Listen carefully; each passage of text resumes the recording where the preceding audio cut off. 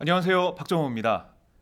월요일 고정 코너 시민의 정치 시간입니다. 오늘도 김광진 더불어민주당 의원님 그리고 안진걸 참여연대 협동사무처장이 나와 계십니다. 안녕하세요. 예, 안녕하세요. 네, 반갑습니다. 오늘 장윤선 기자 대신 제가 이 자리에 앉았는데 참 남자 셋이서 하려니까 조금 칙칙한 느낌도 좀 나는데 왜 이정수 씨랑 할 때는 다 칙칙하다는 말 한 번도 안 하던데 저희랑 할 때는 실망이에요. 저야 약간 칙칙하지만 우원이는 네. 너무 산뜻하고 밝잖아요.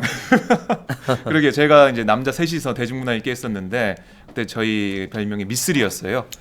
미남 3인방. 지금 이 시간도 저희가 한번 정해보죠. 미쓰리 2로 미남 3인방 시즌 2로 한번 빨리 진행하죠. 제가 안 돼가지고. 아니에요, 안진걸 차라리 제가 사무처장님. 밖에 계시는 강신우 기자랑 이렇게 들어오는 게 훨씬 나을 것 같아요. 그래요? 남자 셋이서 힘차게 좀 해보도록 하겠습니다. 자, 먼저 좀 얘기할 게 신윤목 선생님이 지난 금요일 15일 밤 2년여의 암투병 끝에 세상을 떠나셨습니다.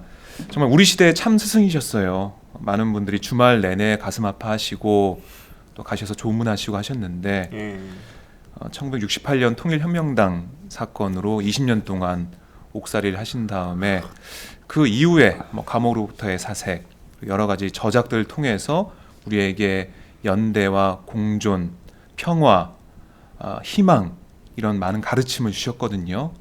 두 분도 이 소식 들으시면서 좀 가슴이 많이 아프셨을 것 같아요. 어떠셨는지 좀 얘기 좀 들어보겠습니다. 저는 어제 이제 성공회대까지 가서 조문을 하고 왔습니다. 네.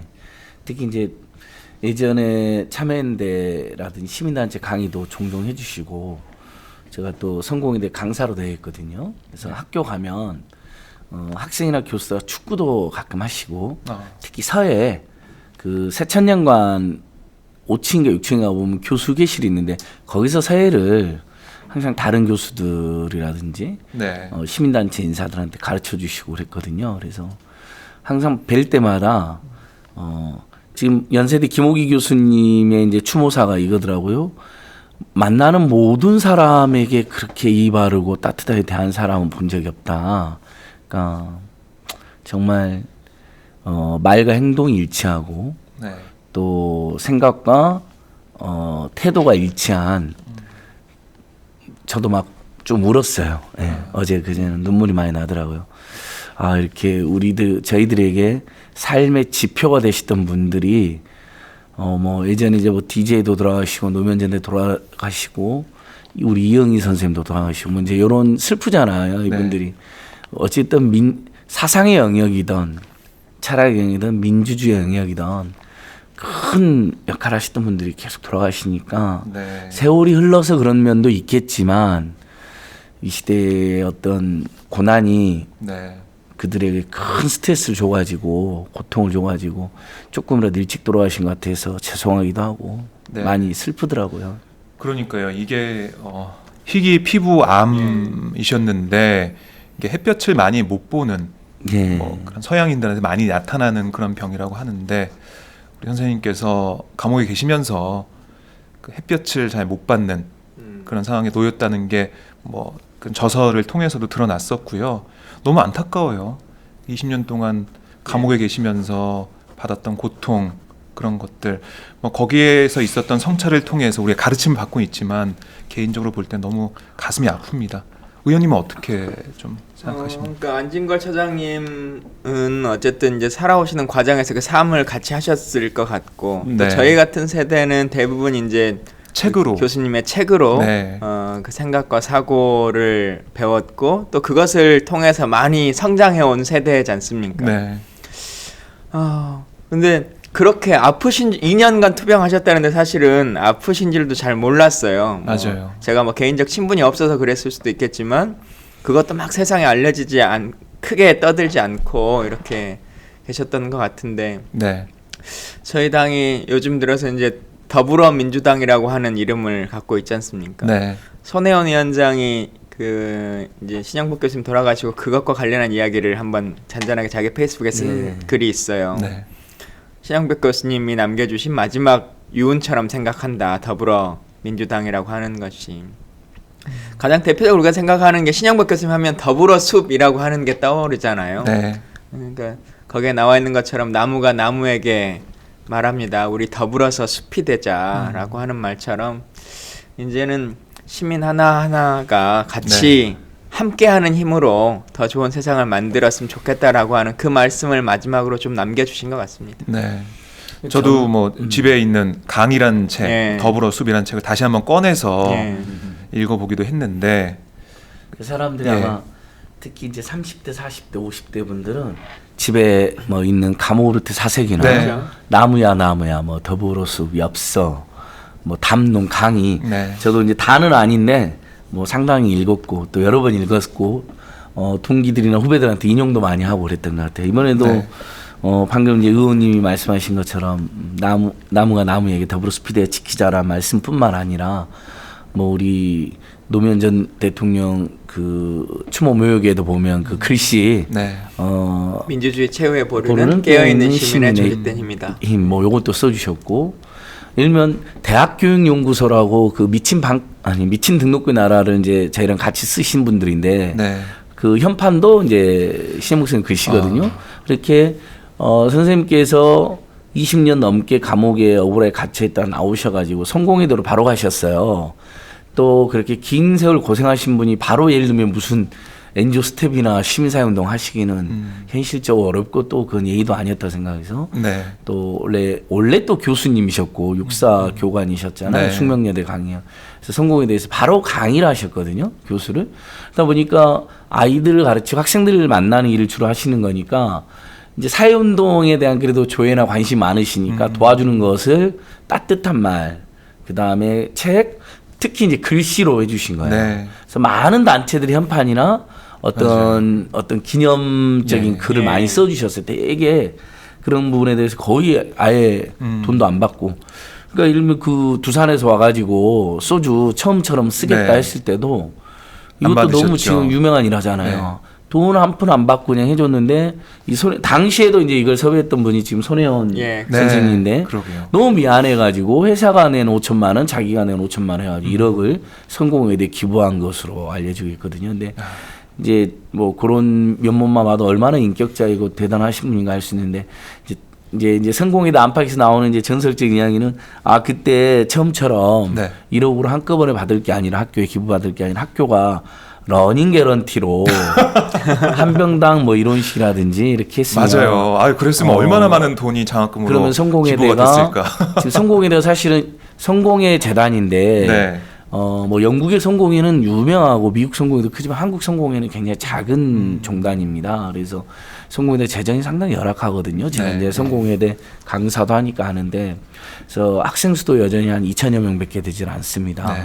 뭐 성공회대 같은 학교가 오히려 학생 수도 한 2만 명씩 막 늘어나고 그래서 좋은 수업도 많이 하고 예를 들면 서울시대 반값 등록금이 아니라 성공회대는 무상교육대에서 정말 돈 때문에 대학을 못 오는 모든 젊은이들 모여서 이 세상의 평화 인권에 대해서 제대로 배울 수 있는 곳이면 좋을 텐데 그게 안 돼요. 대단히 가난해서 처음처럼 러닝 개런티를 받았다면 제가 밤마다 처음처럼 실은 저도 대학교 원서를 3군데를 쓰잖아요.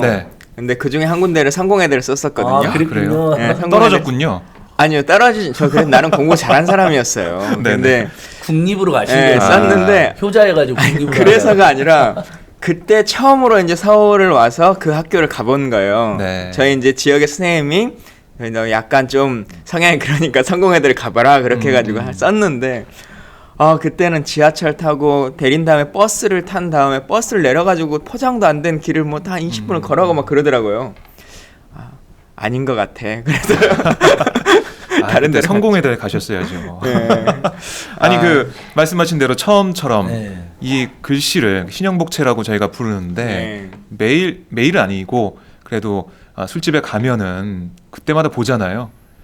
처음처럼 뭐 더불어 숲, 여럿이 함께 이런 신영복 선생님의 글씨를 저희가 자주 보는데 거기에 담긴 뜻, 그 글을 볼 때마다 울림이 있어요.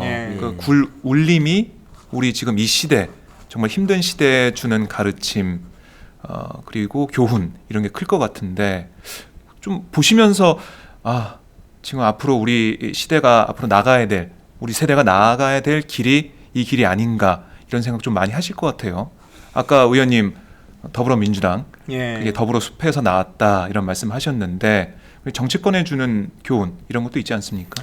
예, 뭐 말씀하셨던 것처럼 이제 앞으로의 시대라고 하는 게 특정한 누군가가 이끌어 나가고 네. 뭐 지도자 한 명의 세상을 바꾸고 이런 시대는 지나간 것 같아요. 이제 제대로 된 민주주의 국가라고 하면 지역사회 공동체도 그렇고 국가 운영에 있어서도 더불어 함께 나아갈 수 있는 길들 그리고 함께 만드는 지역사회의 모습들 네. 그리고 모든 사람이 차별받지 않고 동등하게 숲을 이뤄나가고 숲을 이루려고 하면 큰 소나무만 있어가지고 되는 건 아니죠. 그 밑에 중간층을 이루는 나무도 있어야 될 것이고 지표 식물도 있어야 될 것이고 네.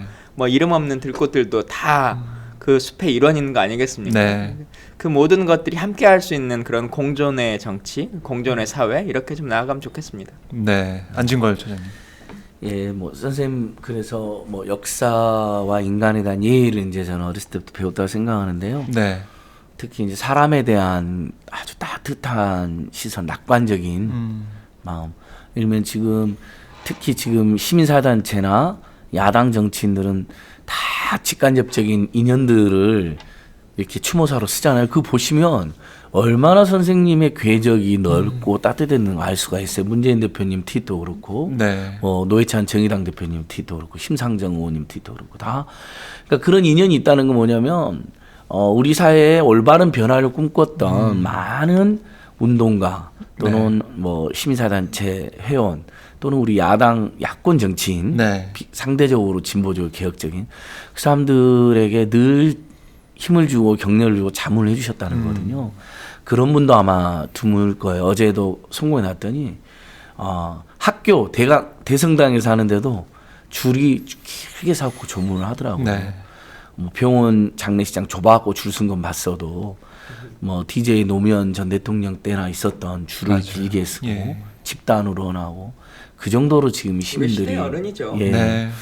그래서 정말 다시 한번 역사 앞에 겸허하고 인간 앞에 따뜻한 네. 선생님의 가르침 우리가 몸으로 행동해야 되지 않나. 다면 이 혼용무도한 시대에 우리 선생님의 가르침 선생님 그렇게 날선분은 아니었지만 네. 저는 선생님 가시는 길에 다짐을 했습니다. 정말 인간에 대한 예의와 따뜻함이 넘쳐나는 사회를 만들려면 네. 선생님이 가시는 길에 조문 하나 하지 않고 또 무슨 종북이니 빨갱이니 악담 퍼붓는 놈들 그런 세력들은 네. 정말 국민들로부터 심판받게 해야 된다 이런 생각도 있고 하나만 더 말씀드리면 대통령 기록물 기념관 그것도 우리 이제 노무현 전 대통령 시절에 만들어져서 신영국 선생님 글씨로 네. 이렇게 현판을 만들었거든요. 그걸 지금 박근혜 정부에서 종북 인사의 글씨다 해가지고 맞아요. 정말 밋밋한 말도 안 되는 뭐 글씨체로 바꿔버렸잖아요. 이런 정권이라면 소주 처음처럼도 종북 소주라고 몰아가지고 예. 소주의 서체도 없애자고 할 자들이거든요. 정말 냉전에 사로잡힌 정신병자들이 아닌가 이런 정말 화가 나서 너무 네. 어제 그제 선생님의 글씨마저도 20년 가둬놨으면 됐잖아요. 근데 네. 선생님 글씨까지도 탄압하는 거 아닙니까? 지금 수십 년이 더 지났는데 그 후로도 그런 생각이 들더라고요. 더 힘을 내야겠다. 네. 그러면 우리가 그 처음처럼 더불어숲 여럿이 함께라는 그 선생님의 가르침을 가지고 뭐 앞으로 총선도 있고 여러 가지 또 정치 일정이 있을 텐데 거기서도 그 정신을 좀 새기면서 함께 갔으면 좋겠습니다. 예.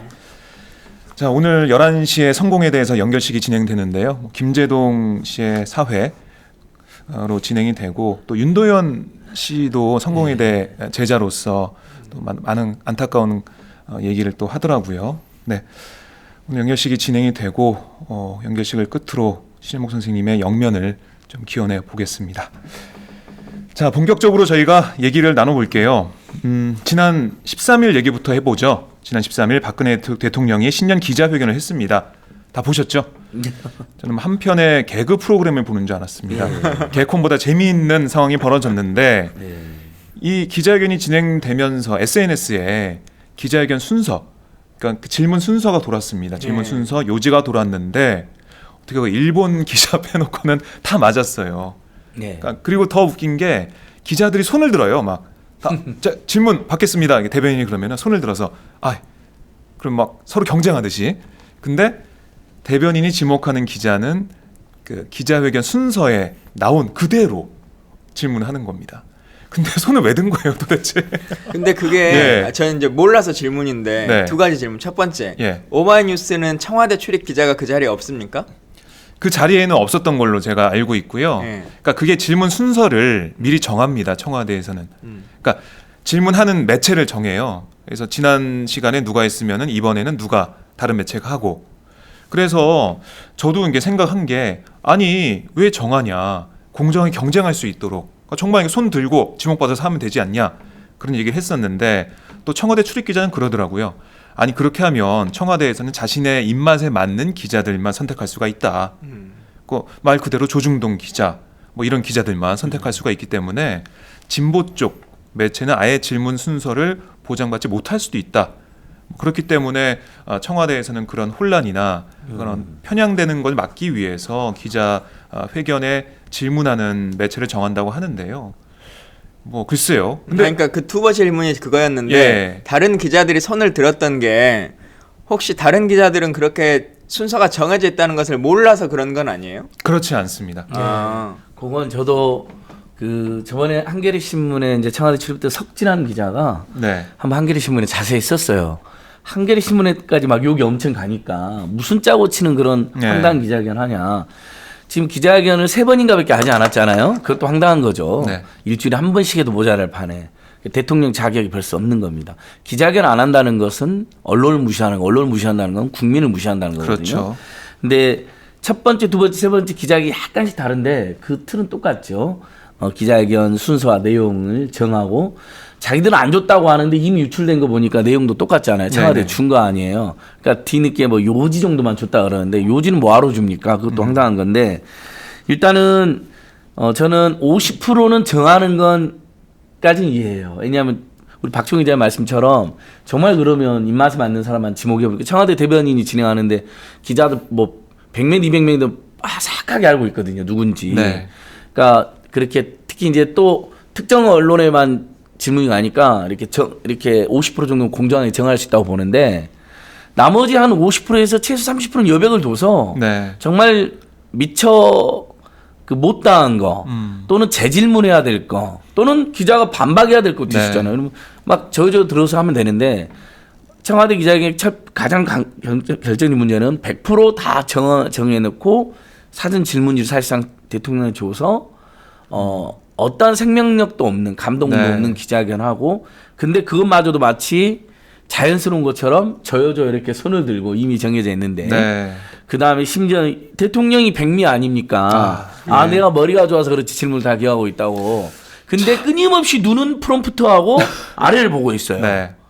그 질문 내용도 이렇게 예를 들면 보통은 이렇게 하다 보면 잘못 들어서 다시 한번 말씀해 주십시오라든지 항상 이러면 약간의 뭐 여유가 있는 대통령한테 항상 저 기자님은 꼭 이런 식으로 물어보면 그런 거 하나도 없이 농담도 이미 준비해 놓은 거죠.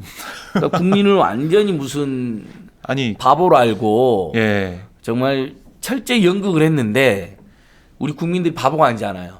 프롬프트하고 아래를 계속 쳐다보고 사전에 기자하고 질문지까지 다 돌았잖아요. 우리 미디어 오늘은 오마이뉴스 같은 데도 그러니까 다 알아버린 거예요. 짜고 있다는. 결정적으로 우리 오마이뉴스 취재했는 외신 기자들 취재했잖아요. 외신 기자님들이 그분들끼리 막 이제 주고받은 트위터가 재밌잖아요. 완전 연극이다. 그러니까 한 기자는 그 연극마저도 나는 초대가 안 됐다. 심지어 그러니까 두 가지 문제를 지적한 거예요. 일단 연극 연출이다. 어떻게 이렇게 황당한 게 있을 수 있냐. 심지어는 그것마저도 초대도 안 하더라. 그러니까 아주 기자회견을 횟수도 적고 엉망으로 하면서도 연극을 하면서 더 이렇게 예를 들면 1인 미디어라든지 뭐 미국만 해도 1인 블로그도 이렇게 초대를 해서 막 질문도 받잖아요. 그러니까 자기 입맛에 맞는 이미 상당한 통제를 하고 있는 거죠. 그러니까 민주주의가 아닙니다. 그러니까 뭐 기자들 질문 받는 게 어떻게 보면은 점점 발전하고 있다고는 하는데 근데 기자협회에서나 기자들끼리의 의견은 없어요?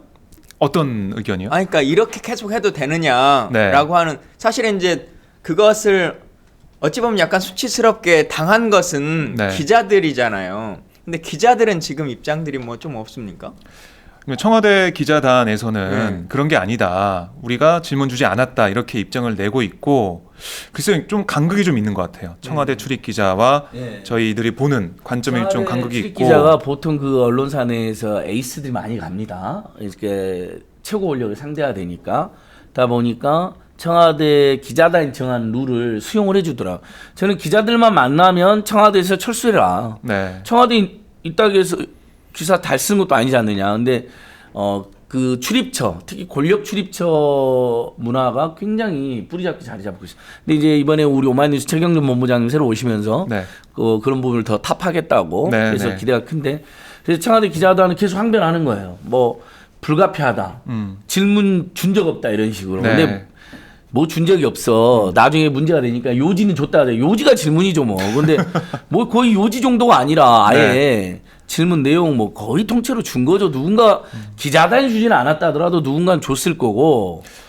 그래서 그럼 어떻게 그 누군가 줬냐고 또 물어보니까 질문이 안 겹치게 하려고 서로 간에 질문의 내용을 공유했다는 거니까 기자단이 안 줬다 해도 기자단 중에 누군가 준 거죠. 일종의 청와대 뿌락지 같은 사람이 있는 거죠. 솔직히 저는 요지를 주거나 하는 건 잘못이라고 생각하지 않아요.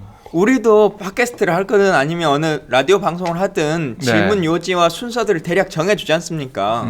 그렇게 하고 인터뷰를 하잖아요. 그러니까 그 자체가 문제가 아닌데 그걸 거짓말로 얘기한다는 거예요. 그게 뭐 불법 행위도 아니고 잘못된 일도 아닌데 이거 사전 요지는 이렇게 나갔고 배분을 위해서 이렇게 했다라고 하면 되는 것인데 언론 지면 청와대 뭐 홍보석인가요? 인터뷰할 때도 전혀 그러지 않는다라고 그냥 그렇게 당당하게 언론을 통해서 얘기하고 사람들하고 얘기하는 그 자체가 저는 참 이해가 안 돼요. 국민들을 속이는 그 자체가 이해가 안 된다. 그러니까 저도 한 50%는 우리가 인정해야 된다 그랬잖아요. 왜냐하면 공정하게 언론의 순서를 보장하고 특히 청와대 입맛에 맞는 사람만 이렇게 지목해서 질문하는 걸 막아야 되기 때문에 그 기자단끼리 투표하거든요. 이렇게 추첨해가고 해요. 배정하고 그러니까 뭐 그런 점들은 우리가 이해를 해야 돼요. 그다음에 뭐 질문 요지 정도, 키워드 정도는 이런 질문 일단 준비하는 측이 잘할 수 있도록 알려주시는데 뭐 안 보면 안 보, 외교는 외교. 나머지인데 예를 들면 아까 말씀드린 것처럼 50%는 재반박할 수 있거나 재질문할 수 있거나 또는 미진한 부분에 대해서는 누구라도 들어서 이번에 내가 질문 순서에는 빠져있지만 이거 보니까 이거 빠져있다. 국민들이 지금 이거 너무너무 궁금해한다.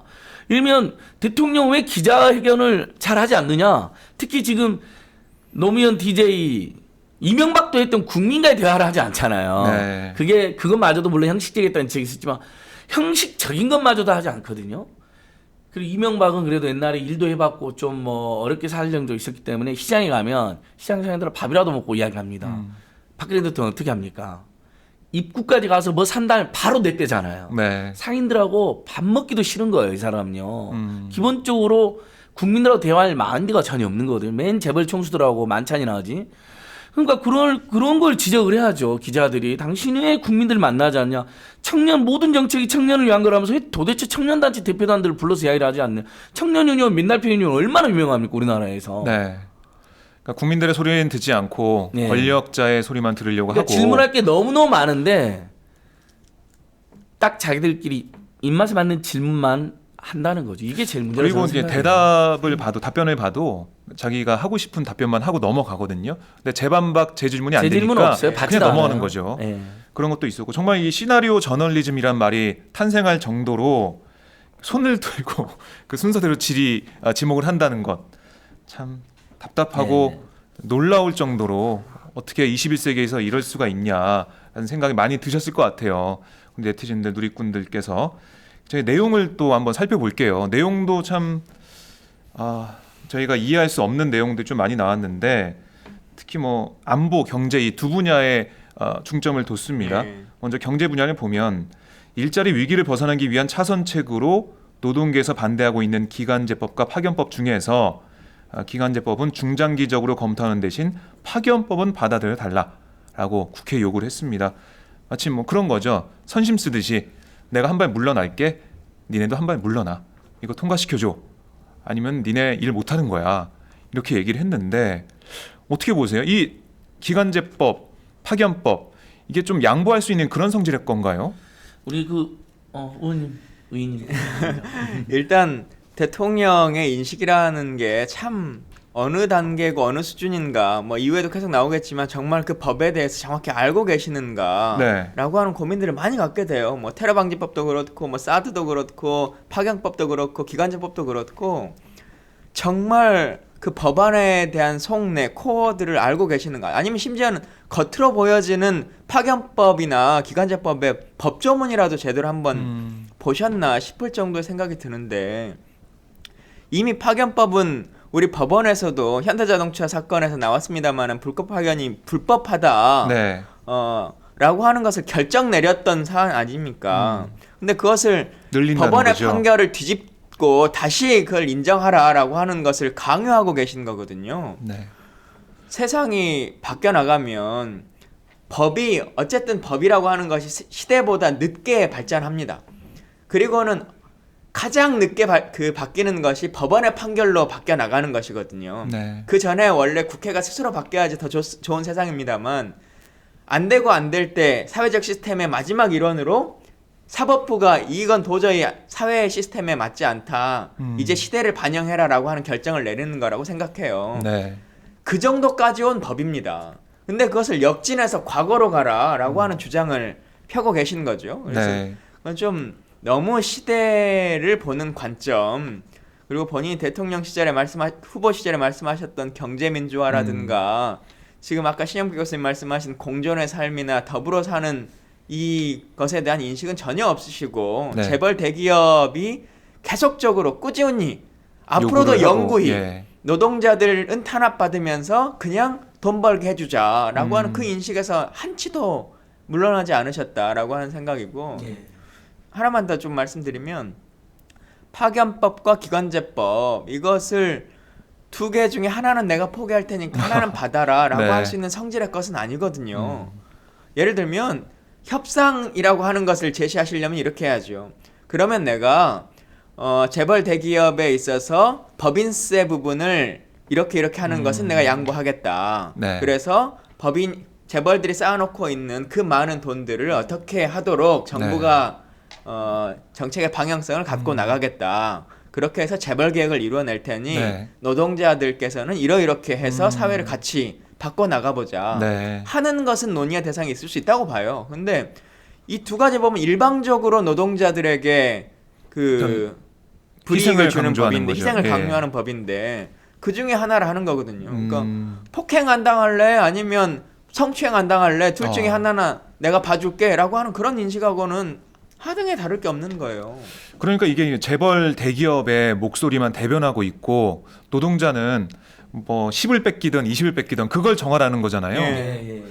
우리 그 문재인 대표님이나 정의당에서 잘 반박했어요. 네. 파견법은 도저히 야당이 받아들일 수 없는 법이다. 그러니까 그건 여야 간의 문제에서가 아니라 국민들이 고통을 받게 되는 문제거든요. 그러니까 아주 쉽게 이제 우리가 알바나 직장 다녀봐도 아는데, 분명히 나랑 같이 일하는 동료가 있고 사장님도 있는데 내가 사실은 그 사람들하고 같은 직원이 아니고, 네. 또 뭔가 근로조건이 열악하고 뭔가 할 말이 있어 사장님 찾았더니 나는 네 사장이 아니다. 너는 저기 맞아요, 용역업체에서 맞아요. 온 놈이다. 원청에 용역업체 가서 찾아가봐라. 얘기를 해라. 이런 거고. 예. 그리고 용역업체인가 뭔가 찾아봤더니 일은 내가 하는데 용역업체 사장이 일종의 중간 마름 아닙니까? 네. 그 사람이 수수료로 30% 40% 떼가고 있는 거예요.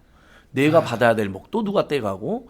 근데에서 근로조건 열악해서 사장 찾아갔더니 사장 나 몰라라고 그러고, 용역업체 사장 갔더니 그래? 너 오늘 내일부터 나가지 마.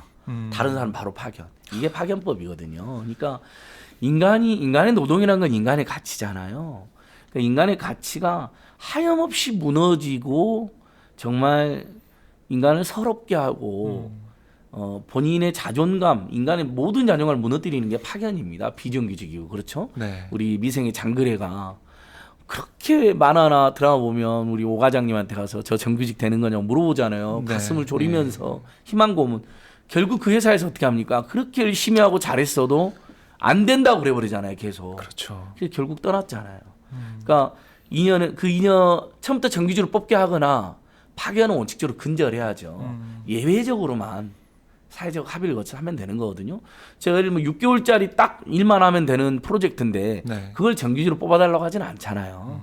그 경우는 당연히 6개월만 뽑아야죠. 네. 그 다음에 아주 특수하게 꼭 파견이 필요한 분야가 있을 수 있습니다.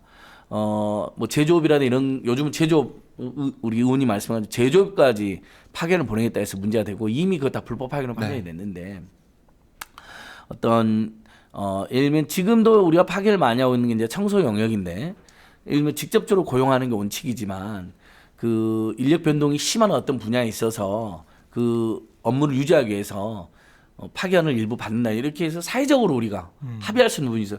상시 지속 업무이고 인력 변동이 심하지 않고 사람이 고정적으로 일하면 좋은 데는 파견을 받을 필요가 없는 거죠. 그런 것처럼 원칙적으로는 상시 지속적으로 네. 직접 고용. 이게 사실 현대 문명 국가의 대원칙입니다. 그렇죠. 정규직 직접 고용 이게. 근데 예외적으로 사회적으로 합의를 거쳐서. 근데 지금 아예 박근혜 정권은 임금도 시간이 지나면 안 그래도 별로 많지도 않았던 임금도 나이가 들면 깎아버리겠다. 그러면서 청와대나 공무원들은 깎지도 않잖아요. 자기들이 이번에도 엄청 올랐어요 급여가. 네. 그래놓고는 국민들한테만 깎아라니까 국민들도 열받는 거예요. 자, 백벌 양보해서 임금 피크제를 도입했다. 그럼 청년 일자리 막 늘어나야 되잖아요. 하나도 안 늘어나요. 이게 문제인 거죠. 네. 그래서 그러면 서울시나 성남시가 청년수당 청년 배당했다 그랬더니 무슨 마약이니 심지어는 김무성 씨는 악마의 속삭임이라고 그건가 망언을 퍼붓고 대부분이 제소하고 한편에서는 그런 짓을 하면서 한편은 국민들 보고 다 니네 비정규직대라 다 파견직대라 네. 이렇게 몰아가는 거거든요. 실업급여도 그래서 청년을 위한 법이라고 하면서 실업급여도 더 받기 어렵게 그전에는 18개월만 일했으면 받을 수 있는데 네. 앞으로 24개월 일해야 받게 만들어놨고 이렇게 바꾼다는 거예요. 얼마나 이게 황당하냐는 거죠. 대통령이 항상 야당 탓을 하잖아요. 네, 국회 탓을 예. 하고. 근데 이게 얼마나 좀 심각한 문제냐면 대통령 이제 다신 지 3년 가까이 되지 않습니까? 대통령이 처음에 취임하시면서 국회 요구한 법이 30가지가 있어요. 소위 말하는 경제활성화법이라고 하는 것이 30개인데 네. 그게 이미 27개가 통과됐습니다. 그렇게 해서 국회에서 대통령이 말했던 것은 사실은 야당이 힘이 없어서든 뭐 어째서든 간에 30개 중에 27개가 통과가 됐고 남아있는 3개가 있는데 그 3개도 2개는 야당과 상관없이 여당하고 여당의 의견이 달라가지고 그 통과되지 않고 있는 법인 거고요. 하나는 잘 아시는 서비스산업법입니다. 네. 그게 지난번에 저희 대표가 청와대 들어가서 그 부분에서 국민들이 많이 염려하고 있는 의료 부분 이 부분은 제외하기로 하자라고 합의를 봐온 거 아닙니까? 청와대에서. 근데 그 대통령과의 합의를 지금 새누리당이 무시하고 있잖아요. 그래서 그걸 끼어여주지 않으면 동의할 수 없다라고 얘기하고 있는 거예요. 네. 그래서 결국은 국회나 야당이 잘못하고 있는 거, 발목 잡고 있는 부분은 사실 거의 없어요. 이미 다 통과가 됐고. 그러면 30개 중에 27개 됐으면 도대체 그걸로 인해서 얼마나 세상이 달라졌는지에 대해서 증명을 해줘야죠. 그 법이 없어서 세상이 안 바뀐다, 정책이 안 된다, 경기가 이렇게 문제가 된다 라고 했으면 그 법 27개로 생긴 일자리, 생긴 부 이게 다 얼마가 됐으며 그 돈들이 어디로 갔느냐라고 하는 것을 정부가 말해야 되는 거 아닙니까?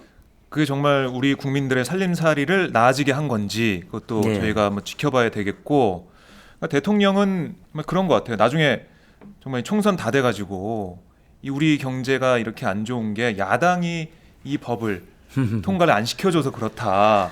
뒤집어 씌우려는 게 아닌가라는 저는 아니 지금 이미 우려도 좀 들어요. 그게 제가 한 1년 전부터 계속 제 분석입니다. 이게 경제가 망하고 양극화가 심화되면 거기에 대해 서민 중산층을 전폭적으로 도와줘가지고 그분들이 내수 여력을 확보하고 가점소득이 늘어나서 그게 양극화도 극복이 되고 도덕적으로 넓고 그래야 내수도 살아나잖아요. 중소기업 중소상공인 도와주고 서민 중산층 도와주고 이분들이 급여가 올라가게 해주고 직장을 안정되게 해줘야 돈을 잘 쓸 것이고 그렇게 힘들게 돈 버는 다 교육비, 주거비, 의료비, 통신비에 써버리니까 교육비, 주거비, 의료비, 통신비를 무상으로 하거나 무상으로 없다면 뭐 반값 등록금 같은 걸 해가지고 그런 공적 지출을 줄여주고 그래야지 가게들이 소비를 할 거 아니에요. 가게들이 서민 중산층들도 이렇게 좀 재산을 불리고 그래야지 조금씩 상향 평준화가 되는 건데 극단적으로 재벌 대기업하고 거의 1% 강부자, 땅부자들 위한 정책만 펼치니까 10대 90도 아니고 이제 1대 99로 사회가 양극화되고 사람들이 그러면 어떻게 합니까? 다 돈 쓸 생각을 못 하게 돼. 돈이 없기도 하고 돈 쓸 생각을 못 하기도 합니다. 그러니까 그러면 결국 해외 수출이 유지하는 건데 재벌 대기업을 통해서 그것도 안 된다는 게 이미 입증이 됐잖아요. 그래서 장기간 불황에 빠져 있습니다. 근데 그 기조를 바꾸기 싫으니까 그러면 자 재벌 대기업이 화끈하게 한 번 더 밀어주자. 맨 재벌 대기업한테 로비를 받으니까 맨날 만나잖아요.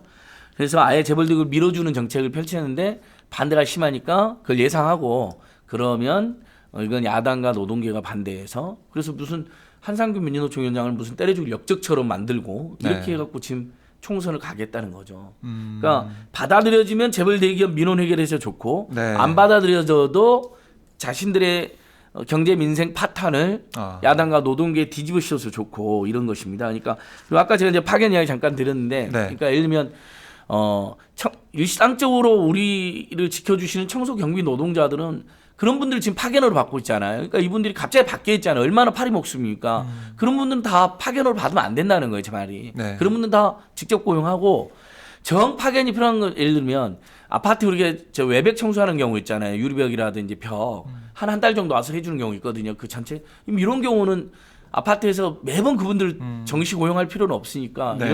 이런 경우라든지 한 6개월짜리 짓는 건물들 있잖아요. 한 6개월이면 건물 짓는 경우 그 경우에도 예를 들면 그 건설 회사가 그분들을 또는 건물주가 그분들을 일상적으로 장기간 고용할 수 없으니까 이러면 근데 이제 건설 인력이라는 게 전문 인력이니까 그런 건설 인력 회사한테 6개월간 파견만 내.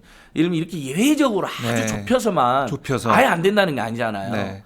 그렇게 우리가 유연하게 나름대로 저희들은 합의하고 경제 구조상 또는 인력 구조상 그런 부분에 대해서 아예 근절해라는 게 아니에요. 100% 없애라는 것도 아니잖아요. 사회적 합의를 통해서 예. 이렇게 가야 되는 거고 줄여 나가야 되는 예, 건데. 줄여 나가고 원칙적으로 근절하되 그렇죠.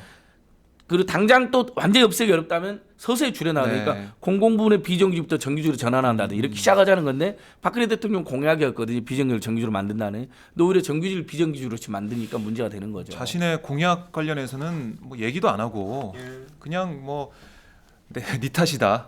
난 잘했다. 이런 식의 얘기만 계속 하고 있어서 답답한데요. 비정상의 정상화를 계속 외치시는 분인데 네. 결국은 대한민국 사회의 모든 비정상을 그냥 보편화 시켜버리는 거잖아요. 비정상의 보편화. 예, 그러니까 참 안타깝죠. 약간 이제 우리 의원님께서도 서비스산업 발전법 이야기하셨는데 서비스산업 발전법만 해도 이번에 또 거짓말 하잖아요. 뭐 이 법이 만들어지면 70만 개 가까운 일자리가 생긴다고 지금 반복적인 거짓말 하는데 법 하나가 생겨서 70만 개 일자리 생겼으면요. 네. 벌써 우리나라 일자리 문제 다 해결됐죠. 그런 법이라면 10개 만들면 700만 개 만들어진 거 아닙니까?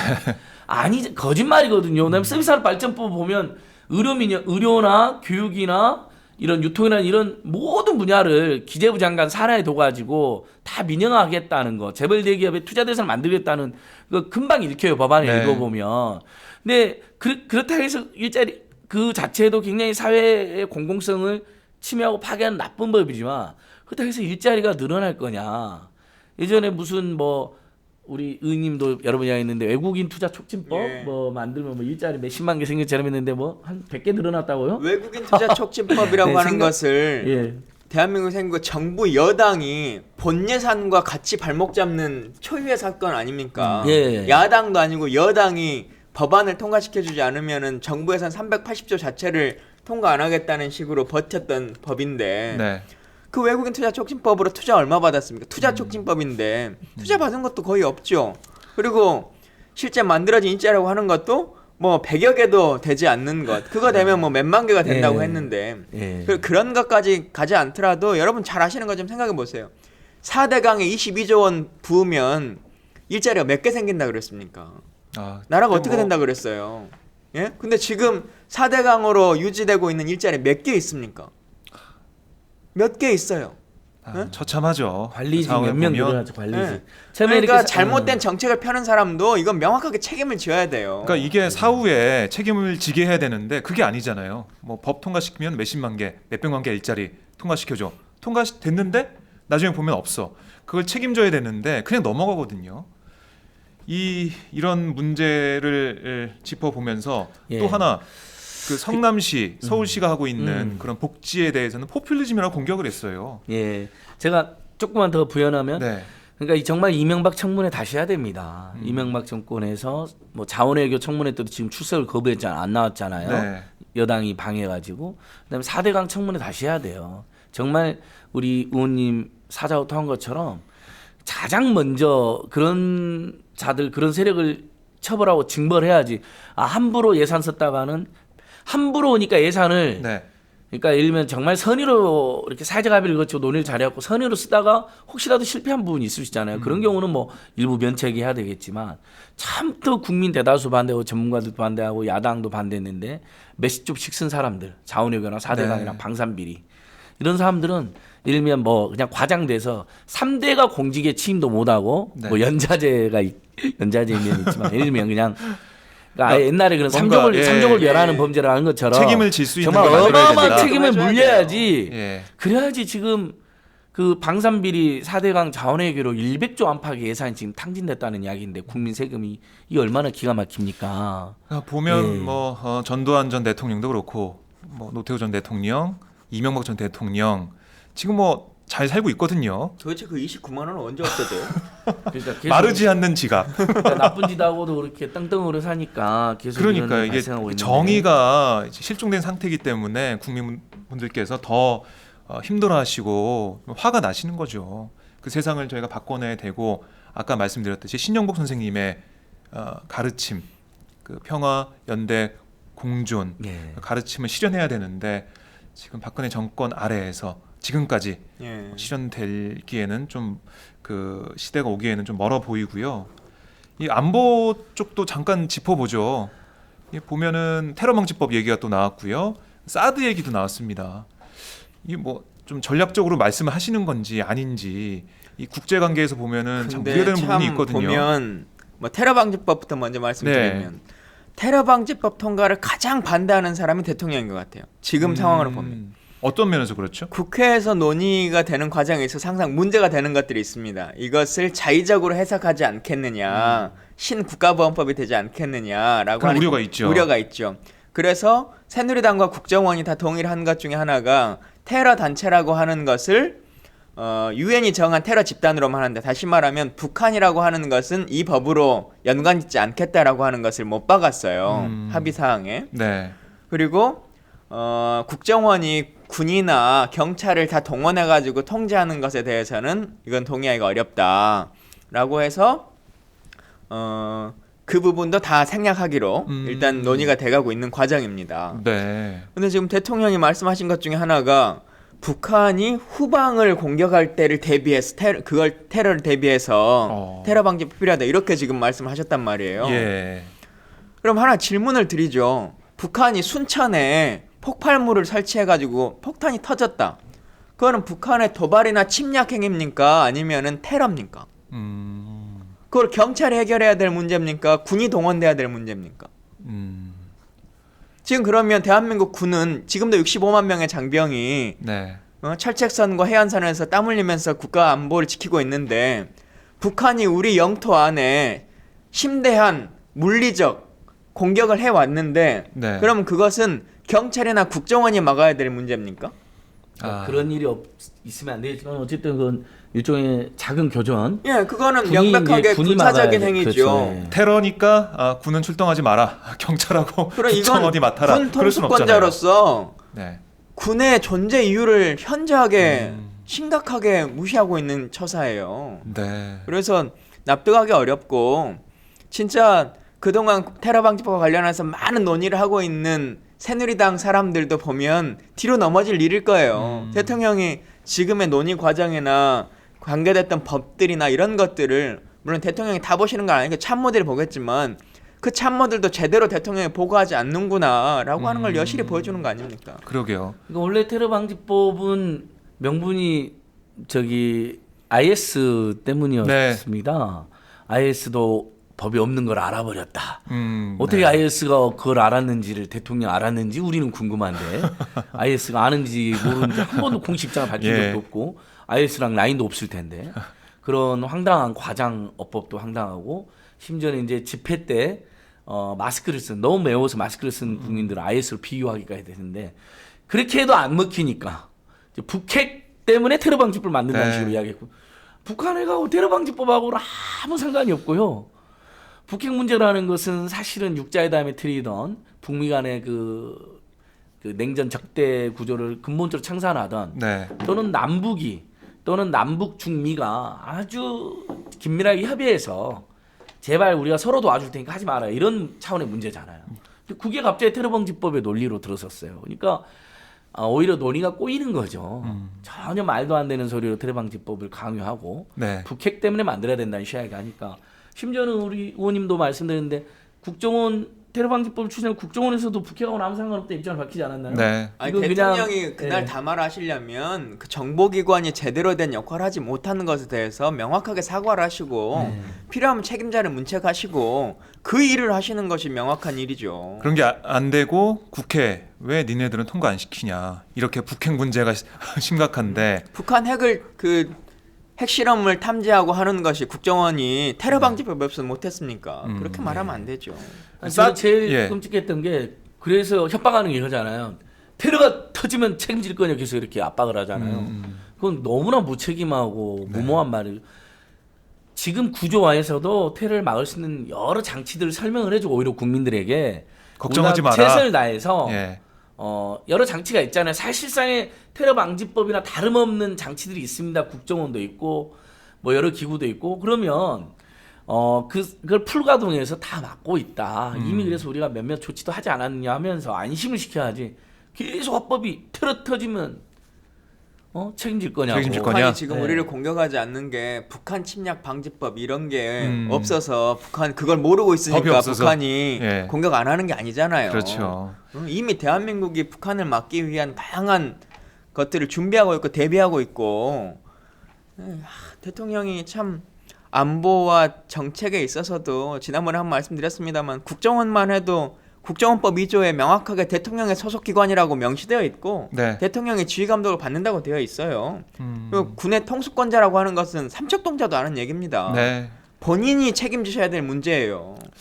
참 이 일반 우리 삶하고 좀 괴리되어 있으신 것 같아요. 보면은 뭐 노동법 얘기하시는 것도 보고 테러방지법 얘기하시는 거 보고 이런 걸 보면 정말 국민들과는 다른 세상에 다른 네. 세계에 우주의 기운을 받으시면서 계시는 게 아닌가. 한 번도 직장 생활 해본 적이 없으시잖아요. 네. 한 번도 세입자로 살아본 적이 없고 한 번도 땀 흘려서 일해본 적이 없기 때문에 보통 대다수 국민들의 어떤 세입자로서의 삶, 직장인으로서의 삶, 또 노동한다는 것의 고달픔과 또는 그 숭고함을 전혀 모르는 거죠. 네.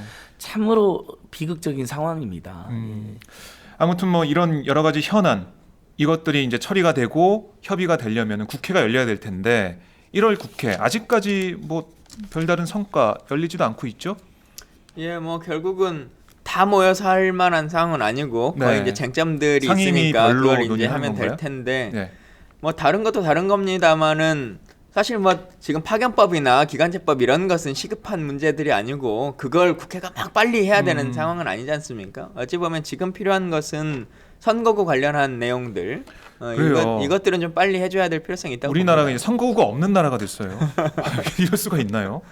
아니 선거구 획정 관련해서 빨리 논의해야 될 텐데 원유철 새누리당 원내대표 과테말라 다녀왔죠. 예. 아니 왜 이렇게 급하고 빨리빨리 처리해달라고 하면서 그 협상 당사자 주체인 여당 원내대표를 과테말라까지 보내서 시간을 질질 끄는지 이거 안 급한 거 아닌가요? 이렇게 본인이 들어보니까. 가신 것도 아니고 지금 대통령이 특사로 보내신 거잖아요. 네. 국난이라고 그러니까요. 그러면서 국가 예. 비상사태를 하면서 외국도 다니시고 김무성 대표도 국가 비상사태를 하면서 맨 오세훈 안대희 만나가지고 마포로 갈래 종로로 갈래 어디로 갈래 국가 비상사태에서 그게 무슨 의미가 있어요. 그러니까 이분들 스스로가 거짓말을 한 게 다 입증이 되는데 선거구 확정 안 돼서 우리 의원님도 순천 곡성이에요. 어떻게 되는 거예요? 그러니까 우리 의원님 근데 사실은 네, 진짜 걱정이에요, 저도 지역구가. 그 선거 준비를 해보지만 네. 저는 그래도 현역 의원이라 어찌 보면 기득권 세력이에요. 근데 진짜 예비 후보들은 참 미치고 환장하겠더라고요. 제가 선거를 치르는 입장에서 봐도 네.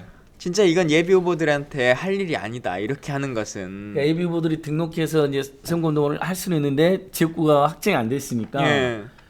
등록을 두 군데나 할 수는 없으니까 예. 나중에 그렇죠. 자기가 A라는 거 했는데 이게 B 선거구를 합쳐져 버리면 이 사람은 완전히 바보 선거운동을 하게 된 그것도 그렇고 지금도 선관위가 봐주니까 그렇지 네. 불법 행위잖아요. 불법이죠, 예. 불법 행위니까 이것도 참 애매한 부분들이 있고 이 비용에 있어서 그 선거 비용을 다 지출해도 되는 건지 아닌 건지에 대한 여러 가지 혼란들도 있고 나중에 어떻게 정산이 되는지 그렇죠. 이것도 문제겠네요. 예. 예를 들면 저희는 순천 곡성이 선거구예요 현재. 네. 근데 다음에 아마 곡성이 빠져나갈 거예요. 그런 지역들이 이제 여러 개 있을 거 아닙니까? 그러면 지금은 순천과 곡성을 합해서 선거 비용이 산출되는데 네. 곡성에 현수막을 걸었던 비용은 보존이 되는 거냐 안 되는 거냐. 아, 그런 또 해석도 필요하고요. 그렇죠. 그게 이제 저희만의 문제가 아니라 선거가 합구되는 데도 있을 것이고 맞아요. 분구되는 데도 있을 것이고 없어지는 데도 있을 것이고 뭐 여러 상황들이 있지 않습니까? 그래서 이런 것들이 다 어떻게 되는 건지에 대한 아무런 법적 근거도 지금 없는 상황. 이 선거구 획정을 빨리 해야 되는데 원내대표는 과테말라 가서 오늘 새벽에 돌아오고 돌아오면서 헐리우드 배우하고 같이 찍은 사진을 자신의 트위터에 올리고 이렇게 정말 나라가 힘들고 어렵고 급한 상황인데도 그런 모습을 보여주고 있고 그러니까 선거구 획정이 안 돼서 예비 후보들은 정치 신인들은 아니 선거사무소를 여기다 내야 되는지 저기다 내야 되는지 이것도 잘 모르겠고 참 이 나라가 이 모양인데 대통령은 국회 탓 그리고 국회 탓. 여당 그 대표는 과테말라 보내버리고 이런 상황이에요. 우리 원내대표 말하는 것 지금 타통령이라고 많이 하지 않습니까? 대통령. 대통령에서 이제 댓글로 된 대통령에서 타통령. 남타다는 타통령으로 재밌네. 대통령에서 타통령으로. 잘 어울리네요. 네, 잘 어울려. 근데 아니 좀 의원님 어제 트위터 보니까 어제 순천에서 무슨 번개 모임도 하고 그랬던데 성황리에. 아유 뭐 개별 내용을 말씀드리긴 좀 그렇고. 아니 그래도 궁금해요. 항상 장윤성 기자가 있었으면 늘 그런 거 물어보거든요.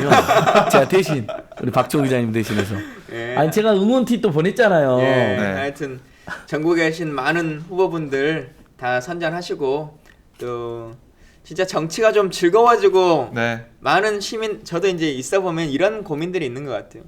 다 야 내가 조직을 이렇게 가지고 있어. 내가 무슨 단체 회장이야 이런 분들 많잖아요. 근데 정말 필요한 것은 김광진 한번 만나봤으면 좋겠는데 하는 많은 사람들이 있어요. 다 각각 아마 지역에도 그러실 것 같아요. 그분들을 얼마나 좀 잘 만나보느냐라고 하는 고민들 가지고 있어서 열심히 해보려고 합니다. 박 기자님 그 동네 한 바퀴는 언제 오세요? 아 저요? 중요한 지역은 제가 나중에 가려고 아껴두고 있어요. 언젠가 순천 한번 가려고 합니다. 알겠습니다. 걱정 마시고요. 자 저희가 자연스럽게 총선 얘기로 넘어왔는데 자, 저희가 뭐 이렇게 힘들어하고 어려워하는 그 어려운 삶에서 이걸 바꾸려면 정치가 바뀌어야 되거든요. 총선에서 그러면 이 새누리당에서는 180석, 200석을 바라보면서 지금 부자 몸조심한다고 해야 되나요? 뭐 인재 영입도 잘 안 하고 있어요. 그러면서 부자 몸조심하고 있는데 이 우리가 지금 현 구도에서 보면은 참 어려운 선거가 될 거라는 건 많은 분들이 짐작하고 계시고 이럴 때일수록 우리 시민사회 단체나 또 이 방송을 보고 계시는 시청자분들, 청취자분들께서 힘을 모아주셔야 되거든요. 특히 시민사회 단체 예전에 그 낙선 운동 이런 게 굉장히 획기적이었어요. 2000년도에 총선연대 낙선 낙선 운동은 뭐 한국 정치사뿐만 아니라 사회운동사 역사적으로도 굉장히 의미가 깊은데 물갈이 연대인가 그랬죠. 아니 2004년도에는 총선연대, 2004년도에는 이제 낙선운동을 당선운동을 해야 된다 해서 물갈이 연대 이렇게 했는데 그래서 당선운동은 좀 쉽지가 않은 게 그 지역에 예를 들면 두 분의 좋은 후보가 나와 있다. 근데 그 중에 한 분을 선정하는 것은 선정 과정에서부터 잡음이 생길 수밖에 없습니다. 근데 낙선운동은 비교적 저놈은 진짜 나쁜 놈이다. 다 떨어뜨려야 된다. 세월호 가족의 막말하고 그 다음에 꼭 세월호 가족의 막말한 자들이 노동계약에 앞장서고 막 이런 사람들이 있거든요. 몇 개씩 겹쳐서 악행을 해요. 그러면 그것은 예를 들면 저 사람 꼭 떨어뜨려야 된다 할 수가 있잖아요. 근데 예를 들면 어느 지역구에 정의당도 나오고 우리 더불어민주당에서도 좋은 의원님 나오고 녹색당에서 좋은 분 나왔다. 그러면 그 중에 한 분을 지지한다는 게 시민사회단체에 쉽지가 않거든요. 그런 문제가 있군요. 그런 문제가 있어서 아무튼 20대 총선을 앞두고 또 시민사회의 역할이 중요해진 시점이 됐습니다. 어떤 전략, 어떤 대응을 하실 계획인가요? 총선 이야기만 나오면 아주 이제 답답하기도 엄중합니다. 근데 어쨌든 전국의 시민사회단체들, 지역단체들, 청년단체들이 다 되고 총선 유권자 연대 같은 기구를 만들어서 제가 그동안 계속 민주주의나 민생이나 어떤 남북관계를 파탄으로 끌고 온 박근혜 새누리당 정권에 대한 심판해야 된다라는 입장 계속 있었기 때문에 사실 노동계약을 저지하기 위해서 총선에서 그분들이 예를 들면 과반수 이하로 떨어져야 되거든요. 과반수 이상이니까 계속 법안을 통과시키려고 이제 그게 여의치 않으니까 직권 상정하려고 그러고 과반수 이상 되면 국회 선진화법이라도 또 고쳐서 또 나중에 이번에 김무성 대표가 내세우는 게 오늘 김무성 없애겠다 대표가 이런 거죠. 선진화법 타깃을 하는 거 아닙니까? 네, 신년 기자회견이 자기들이 만들어놓고 10시에 자기들이 예정돼 없애는 이 황당한 상황인데 네.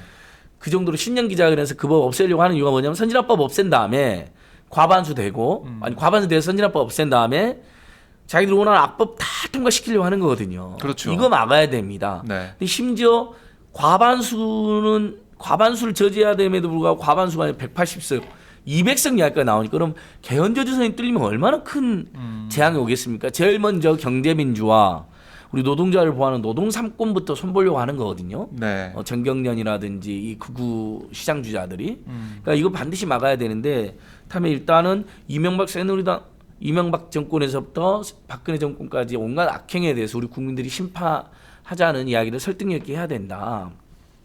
그다음에 총선에서 예를 들면 아까 이제 우리 박종 기자님도 말씀하셨는데 네. 그렇게 입만 열면 청년을 위한다고 하면서도 마침 서울시에서 청년수당, 성남 청년배당 등 여러 지자체가 좋은 청년 정책하고 복지 대책을 하니까 못하게 하잖아요. 악마의 속삭임, 예, 악마, 포퓰리즘, 뭐 이런 얘기를 하고 있죠. 매표행위, 심지어는 또 범죄, 네. 뭐 아편이라는 이야기까지 일삼고 있지 않습니까? 이런 세력 청년들이 나서 심판해야죠. 그러니까 또 전월 세입자들 입장에서는 전국 2천만 명이 넘는 세입자가 있는데 세입자들 대책을 전부 다 반대하고 있거든요. 정부 여당이 오로지 땅 부자 강부자들 편에 서가지고 네. 그러니까 이분들이 또 예를 들면 세입자 총선연대, 을들의 총선연대, 청년연대, 청년들의 총선연대 이런 식으로 계속 만들어가지고 네. 정말 사경 약자들 없이 사는 사람들을 서민 중산층 중소기업 중소상공인들을 위한 정책을 네. 거부하고 있는 세력에 대한 심판운동을 하자.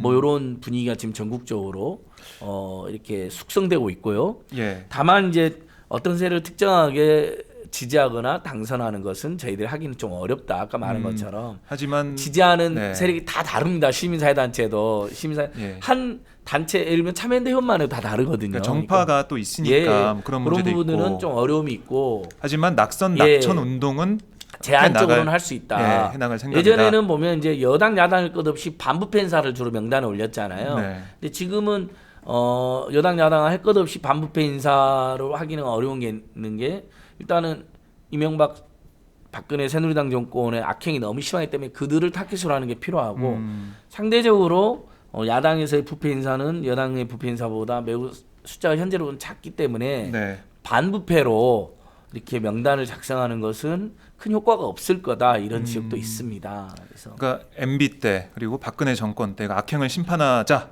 예, 뭐 그런 기조로 간다는 전체적으로 건가요? 심판하고 네. 그 중에서도 가장 나쁜 짓을 일삼았던 의원에 대해서는 일면 청년 단체들이 네. 청년 정책이 아편이다. 악마의 속삭임다 이야기한 사람이 이인재 의원하고 김무성 의원이잖아요. 네. 이런 사람들 낙선운동 하겠다. 뭐 이럴 수 있는 거죠. 예. 그런 다양한 전술. 네. 동시에 그러면서 저희는 방금 말한 것처럼 반드시 필요한 정책에 대해서 약속을 해라. 여당이든 야당이든 어떤 네. 후보든. 그러니까 그래야지 총선 이후에 자기들이 약속하면 그래도 물론 박근혜 대통령처럼 약속하고 완전히 쎄까는 사람이 있을 수 있지만 안 지키는 사람 많잖아요. 그래도 최소한의 양심 있는 사람이라면 자기가 약속한 것 중에 일부라도 지키려고 노력하거든요. 그러면 다는 아니고 일부라도 이행이 되는 거거든요. 네. 그래서 좋은 정책을 제시하고 그걸 약속하게 하는 그러니까 뭐 이런 것도 지금 하고 있고 질의서를 보내가지고 그 정책에 대한 생각을 묻고 예. 그걸 종합해서 거기에 대해서 뭐 지지하는 후보 아니면은 지지하지 않는 낙선운동, 낙천운동 해야 될 후보 그 정하는 것도 필요할 것 같아요. 네, 그런 시민단체에서. 것도 지금 고려하고 있고 그다음에 네. 어쨌든 지난 8, 9년간 새누리당이 약속했던 게 굉장히 많은데 집권 여당으로서 네. 그걸 평가를 해서 국민에게 널리 알리는 것도 예를 들면 낙선 전에 일단 널리 알려야 되잖아요. 네. 저희들의 몫이고 나쁜 짓 많이 한 국회의원 누군지 알려주는 것도 저희들의 몫이다라고 생각합니다. 그럼 조만간 이런 연대 기구가 만들어지는 건가요? 예. 지금 시민사회단체들이 지금 석 달도 안 남았죠? 전국적으로 예, 이제 그래서 서둘러서 네. 전국적으로 수백 개 단체들이 지금 연대기구를 만들고 저희가 꼭 낙천 명단을 발표하지 않아도 어떤 악행을 저질렀던 또는 공약을 지키지 않은 세력에 대해서 널리 알려주는 것만으로도 국민들은 그것을 낙선시켜야 했다는 신호로 받아들이실 거라고 보고 있습니다. 그러니까 다양한 네. 전술을 고민하고 있습니다. 시민사회 단체 역할 주목을 좀 해보고요. 예. 그 야당 같은 경우, 특히 더불어민주당 같은 경우는 예. 전격 영입이 있었습니다. 예. 김종인 전 새누리당 위원장을 영입을 했어요. 이번에 선대위원장으로 영입을 해서 이제 선대위 체제로 전환이 될 텐데 김종인 위원장 같은 경우는 경제 민주화를 내세우면서 앞으로 이 기조로 총선을 승리하겠다 얘기를 했는데 어떻게 보십니까? 일단 그 전에 아까 이제 나왔던 화두 조금만 정리드리면 첫 번째는 국회 선진화법이라고 하는 것을 바꾸는 것이 선진이다 이렇게 지금 얘기하는 거지 않습니까? 그조차도 얼마나 역진적인 발상입니까? 이미 이것이 여야가 오랜 국회의 악법과 그 관행들을 바꾸기 위해서 만들어진 이름하야 선진화법인데 그것을 과거로 다시 돌리는 것으로 가자라고 하는 얘기를 떳떳하게 주장하고 있는 거잖아요. 그것도 참 납득되기 어렵다라고. 새누리당에서 주장했던 거 아닙니까? 선진화법이. 그렇죠. 새누리당 주도에서 만들어졌죠. 그러니까요. 그래서 그것도 좀 이해하기 어렵고 또 많은 공약에 대한 약속을 지키지 않는 것도 문제지만 지금 청년배당 이런 것처럼 예를 들어 대통령이 군인들에게 희망준비금이라고 하는 전역 때 전역을 하는 순간에 300만 원 정도씩 주겠다라고 하는 대선 공약을 냈어요. 네. 그걸 지키지 않으니까 제가 법안을 냈단 말이에요. 그랬더니 새누리당 대변인님 대표적인 포퓰리즘성 공약이다. 그 법안이다. 이렇게 얘기를 했단 말이에요. 대통령의 공약이라는 것도 인지하지 못하고 있는 거예요. 그 전에 한나라당 시절에도 대통령께서 올 30만 원씩 청년 지원금 주겠다라는 정책도 발표한 적도 있습니다. 그러니까 이런 것들 자기가 하면 정말 좋고 남이 하면 무조건 나쁜 거예요. 그게 포퓰리즘 아닌가요? 그런 공약을 걸고 당선된 거 자체가. 아니 근데 참 웃긴 일이죠. 말도 안 되는 일들이 많고 저희 당으로 이제 다시 좀 넘어오면 이제 김종인 박사가 이제 오셨는데 많은 부분에 있어서 이제 환영하는 측면들도 있고 또 그 선거라는 게 남의 표를 얻어오면 2표가 되는 거니까 이제 이거에 대한 환영들도 있고 한데 뭐 이후에 하시는 모습들을 다 지켜봐야겠습니다만 염려가 좀 있는 것도 사실이에요. 사실 뭐 개인적으로는 당 자체적으로는 어쩔지 모르겠습니다만 개인적으로는 우리 경제 민주화라고 하는 것에 있어서도 과연 87년도의 경제 민주화와 2015년의 경제 민주화라고 하는 것이 동일할 것이냐, 그 화두와 그 인식에 대해서도 같을 것이냐라고 하는 것도 저는 조금 그래서 사실 2015년을 대변하는 경제 민주화의 대표 주자가 김종인 박사일 것이냐라고 하는 것은 조금 저는 의문스럽다는 생각이 있고요. 대한민국 정치가 좀 미래로 나아가는 모습들이 좀 있었으면 좋겠다는 것도 하나 있는 건 사실이고 또 하나는 최근 들어서의 발언 중에 좀 너무 과도하게 친노에 대한 문제 제기 막 이런 것들 좀 있으신 것 같아요. 근데 정당 내에 있을 때 안에서 보는 모습과 실제 밖에서 여론으로 막 이렇게 언론들이나 종편들이 얘기하는 것과 친노 얘기를 계속했었죠. 또 다르거든요. 친노 패권주의 이런 얘기를 했었는데 저희 당이 이미 김대중 대통령과 노무현 대통령을 승계하고 있는 정당이고 그것을 자부심으로 여겨서 당사에 두 분의 그 동상과 사진들을 다 걸어놓고 있는 정당 아닙니까? 대표실에도 있죠. 대표실에도 있고. 근데 노무현이라고 하는 것을 지우는 것이 우리 당의 무슨 혁신의 모습인 것처럼 하는 것 이것도 저는 뭐 국민의 여론이라고 하는 게 정확히 어떤 건지 모르겠지만 여론을 받아들이는 것도 중요하지만 자신 있게 나아가야 될 부분에 대해서는 국민들을 설득하는 것도 정치적인 것이다라고 하는 생각도 좀 갖기 때문에 그런 부분에 있어서도 좀 당을 사랑하는 마음으로서도 바라봐 주시면 좋겠다는 의견도 좀 있습니다. 그러니까 제 3자로서 항상 이제 시민사회단체는 이게 정치적으로 민감한 발언할 때 늘 조심스럽잖아요. 또 뭐 이게 참여연대 공식 입장도 아니고 제 개인 의견인데 아니 당연히 그 야당 특히 제1야당은 친 DJ 친 노무현 해야지 뭘 하겠다는 거냐 이런 생각이 들어요. 근데 다만 친 DJ 친 노무현만 하고 있는 게 저는 문제라고 생각합니다. 친 DJ 친 노무현 하시고 자신들이 배출한 대통령이잖아요. 그다음에 우리 국민들에서 상당수 또는 다수가 그 두 대통령이 민주주의와 서민을 위해서 노력한 걸 인정하고 있잖아요. 다만 그때 실정도 있었잖아요. 사회적 양극화라든지 신자유주의적 어떤 노동을 불안하게 만드는 기조를 받아들였다든지. 그래서 저는 이제 제1야당이 더불어민주당이 더불어라는 우리 신목 선생님의 그 제안자가 더불어 숲에서 따왔다는 이야기까지 하셨으니까 그렇다면 친 DJ 이제 친 노무현을 넘어서 친 서민, 친민초, 친노동으로 가겠다. 이게 이제 부족한 게 저는 문제라고 생각해요.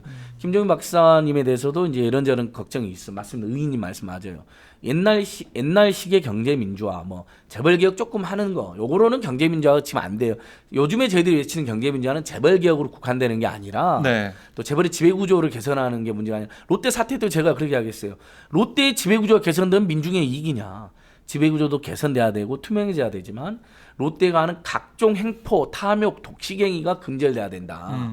그래야지 진짜 경제민주화 되는 것처럼 더불어민주당이 명확하게 네. 친서민, 친경제민주화로 하는데 그것의 핵심은 중소기업, 중소상공인, 서민, 청년, 비정규직 노동자들의 편에 쓰는 거다. 네. 이렇게 이제 논쟁이 이리 가야 된다고 생각해요. 근데 아직도 이제 맨 이렇게 밖에서 보면 방금 말씀한 것처럼 친노냐 아니야 이런 논쟁이 많은데 좀 그런 부분은 좀 이제는 극복을 하셔야 될 때가 된 거 아닌가 싶습니다. 네. 뭐 그런 어떻게 뭐 인적 쇄신에만 초점을 맞춘 그런 얘기들이 계속 나오고 있는데 정작 중요한 건 어떻게 경제 민주화를 할 것인가.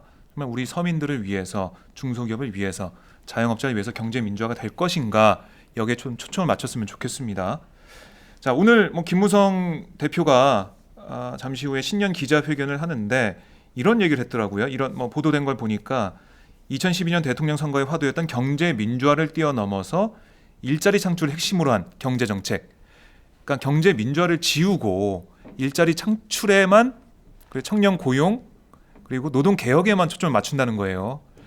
참 이 얘기 듣고도 참 어떻게 경제 민주화를 안 한 것에 대한 반성이나 성찰이 없이 또 다른 또 아젠다를 꺼내서 돌려막기를 하려고 하냐.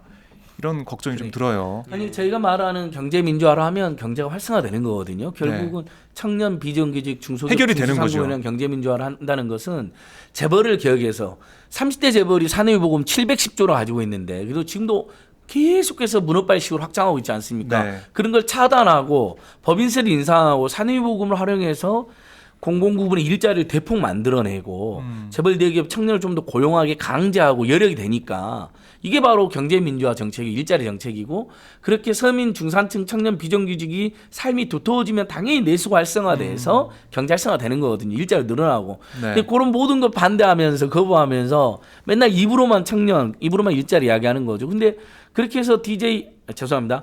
이명박 박근혜 때 일자리가 안 늘어났잖아요. 재벌 대기업 특혜만 주는 정책은 안 늘어나는데 이사들의 가장 큰 문제는 재벌 대기업 특혜를 노골적으로 주고 네. 그러면서 그게 마치 청년을 위한 거라고 일자리를 위한 것처럼 네. 거짓 포장한다는 거죠. 그러니까 일자리로 국한해서 보면 아주 쉽거든요. 예를 들어 100억의 재원이라고 하는 것이 있다. 네. 근데 대기업으로 가면 그 100억은 대부분 기계가 일을 하지 사람이 일을 하는 게 아니거든요. 맞습니다. 그러니 생기는 일자리는 예를 들어 10개밖에 안 돼요. 그런데 네. 중소상공인에게 100억이 들어간다면 그 100억은 대부분 사람이 손으로 하는 일이거나 직접 하는 일들이 훨씬 더 많죠. 그래서 50개, 60개 일자리가 생기는 겁니다. 네. 그렇기 때문에 지금 이 2016년의 국면에서 재벌에게 계속 국가 지원금을 주고 세금을 감면해주고 예산을 할당해주고 하는 것으로 인해서 말 그대로 일자리의 문제로 예를 들면 국가 경쟁력이나 아니면 국가 GDP를 늘리겠다라고 하면 그건 좀 다른 측면이 될 수 있어요. 그러나 일자리의 측면에서 보면 재벌에게 돈이 가면 갈수록 그것은 결국은 기계가 첨단화되는 데 들어가는 돈들이지 네. 일자리 자체가 늘어가는 것이 아닌 거죠. 이걸 우리 국민들은 알고 있는데 이 여당 박근혜 대통령은 그게 아니다. 국회가 잘못하고 있다. 국회가 잘못해서 일자리가 안 늘고 있다. 이런 얘기만 반복하고 있습니다. 그래도 아무리 콘크리트 지지율이라고 해도 35% 40% 정도밖에 지지율이 안 나오잖아요. 나머지 60%에서 65%는 잘못됐다. 그러니까 훨씬 많은 다수가 네. 지적하고 있어요. 그걸 길을 막고 있는 게 문제죠. 네. 문제는 청와대야. 이렇게 다시 한번 저희가 강하게 외쳐야 된다고 생각합니다. 네, 문제는 청와대야. 네. 문제는 정진하면 비정규직 파업하면 이것도 테러 방지법 때문에 파업한다 그럴 거예요. 그러게요. 네. 참 저희가 이렇게 쭉 얘기를 나눠봤는데 신용보 선생님의 별세 소식부터 경제 민주화 문제까지 쭉 얘기를 했습니다. 신용 선생님이 주신 울림, 그러니까 가르침을 우리 모두가 가슴에 품고 나아간다면 우리 세상, 우리 삶이 좀 더 나아질 텐데 그걸 거부하고 있고 그걸 외면하고 있는 세력들이 사람들이 정치권이 있어서 아직 2016년은 힘들고 아픈 것 같습니다. 자, 끝으로 한 말씀씩 해주시죠. 예, 끝 인사. 뭐 시간이 많이 지나가긴 했는데요. 네. 앞으로 오마이뉴스가 그리고 사실 정치권도 그렇지만 가장 큰 것 중에 하나가 언론이지 않습니까? 언론에 있어서도 진보 언론들도 조금 더 힘있게 하나로 합해졌으면 좋겠다는 생각도 많이 가져요. 예. 야권 통합에 대한 얘기들 많이 많지만 우리 지금 야권의 언론들도 많이 좀 분열되어 있는 모습들이 있잖아요. 네. 예, 이것을 좀 크게 하나로 합쳐서 큰 그 종편을 이겨낼 수 있는 그런 힘 있는 언론으로 하나 또 거듭날 수 있는 것도 필요하겠다. 네. 그런 운동도 좀 있었으면 좋겠다. 이런 생각도 많이 갔습니다. 언론의 통합. 오늘 아침에 생방송 몇 명 봅니까 지금?